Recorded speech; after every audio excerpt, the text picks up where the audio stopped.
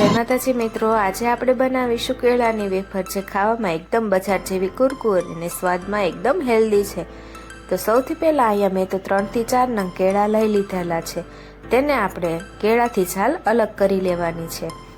તો બધા જ કેળામાં આપણે છાલ કેળાથી અલગ કરી લઈશું। હવે આપણે તેને જે બટેકાની વેફર પાડવાનું મશીન આવે તેની મદદથી આપણે કેળાની વેફર પાડી લઈશું।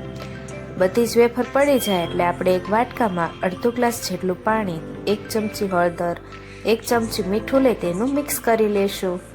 મિક્સ થઈ જાય એટલે આપણે તેને સાઈડમાં મૂકી દઈશું। હવે આપણે એક બાજુ તેલ ગરમ થઈ ગયું એટલે આપણે જે કેળાની વેફર પાડેલી છે તેને તળવા મૂકી દઈશું।